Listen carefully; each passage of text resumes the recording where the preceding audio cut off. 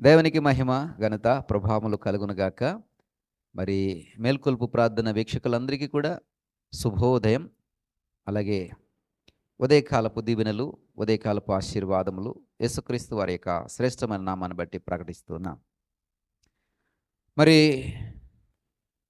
ఈ మేల్కొల్పు ప్రార్థన ద్వారా, ఈ వాక్యము వినుట ద్వారా, ఈ ప్రార్థనలు ఏకీభవించడం ద్వారా, ఈ పరిచర్యలో మరి శ్రద్ధతో కనిపెట్టుకుని ఈ పరిచర్యలు పాలిభాగస్తులగుట ద్వారా మీరు దినదినము వృద్ధి చెందాలనేది మా ఉద్దేశం. దినదినము అభివృద్ధి చెందాలనేది మా ఉద్దేశం. దినదినము మీరు మహా వృద్ధిలోనికి రావాలనేదే మా యొక్క ఉద్దేశము. ప్రియ సహోదరుడా, ఉదయమున ఈ వాక్యమును మీకు అందించుట ద్వారా మీ యొక్క స్థితిని మేము కడిగిన వారంగా ఉండాలని, మిమ్మల్ని తట్టి లేపి మీ ఆత్మీయ స్థితిని మేల్కొల్పే వారంగా మేము ఉండాలని, మీలో ఉన్నటువంటి భక్తిని మరింత సానబెట్టేవారుగా, మీలో ఉన్నటువంటి విశ్వాస స్థితిని మరింత పటిష్టపరిచే వారంగా మేము ఉండాలని మా యొక్క ఆశ. అంతేకాదు, ఈ వాక్యము ద్వారా మిమ్మల్ని కడగాలని, ఈ వాక్యము ద్వారా మిమ్మల్ని హెచ్చరించాలని, ఈ వాక్యము ద్వారా మిమ్మల్ని సరిచేయాలని, ఈ వాక్యము ద్వారా మిమ్మల్ని ఫలభరితంగా మార్చాలని మా యొక్క ప్రయాస. ఎందుకంటే ఇది రెండంచుల ఖడ్గము లాంటిది. ఈ వాక్యం ఎటు చూసినా పదునుంటుంది. కాబట్టి ఈ రెండంచుల ఖడ్గము చేత మరి అడ్డదిడ్డమైనవన్నీ కూడా చెక్కబడి నువ్వు నిటారైనటువంటి స్థితిలోనికి ఎదగాలి. నీ అపరాధములన్నీ కూడా ఈ వాక్యము చేత కొట్టివేయబడాలి.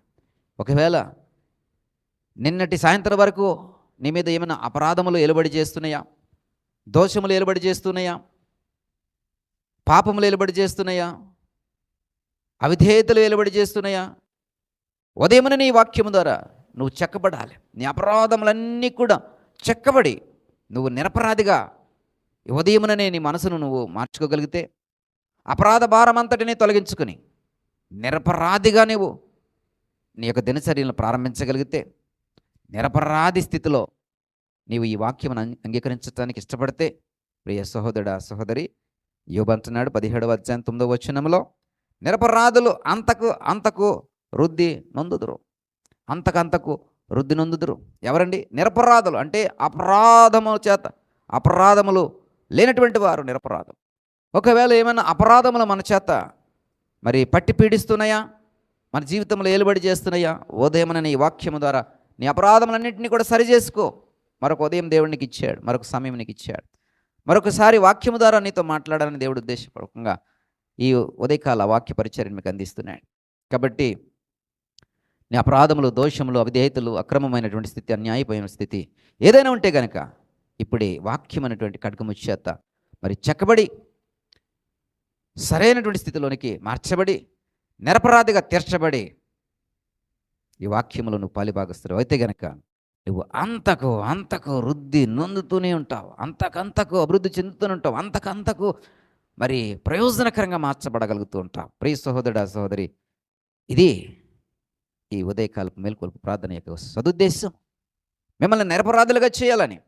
ఎందుకు మిమ్మల్ని నిరపరాధులుగా చేయాలి అంటే, నిరపరాధుల యొక్క అభివృద్ధి అంతకంతకు వృద్ధి చెందుతూనే ఉంటుంది. కాబట్టి మిమ్మల్ని నిరపరాధులుగా చేసి అంతకంతకు మిమ్మల్ని వృద్ధిపరచాలని, అంతకంతకు మిమ్మల్ని అభివృద్ధిలోకి నడిపించాలని, అంతకంతకు మిమ్మల్ని ప్రయోజనకరంగా మార్చాలని, అంతకంతకు మిమ్మల్ని దీవెనకరంగా తీర్చిదిద్దాలనే సదుద్దేశంతోనే ఈ పని చేస్తూ ఉన్నాం. ఈ రెండంచుల ఖడ్గము లాంటి వాక్యమును మీ ముందుకు తీసుకుని వస్తున్నాం. కాబట్టి ప్రియ సహోదరుడా, సహోదరి, స్వీకరించండి వాక్యాన్ని, గైకొనండి వాక్యాన్ని. అపరాధములన్నింటినీ ఇప్పుడే కడుక్కునండి. సరిచేయబడడానికి ఖడ్గమునకు అప్పగించుకోండి. ప్రియ సహోదరుడా, దేవుడు నిన్ను నిరపరాధిగా తీరుస్తాడు. నువ్వు నిరపరాధిగా తీర్చబడితే కనుక అంతకంతకు వృద్ధి చెందుతూ ఉంటావు.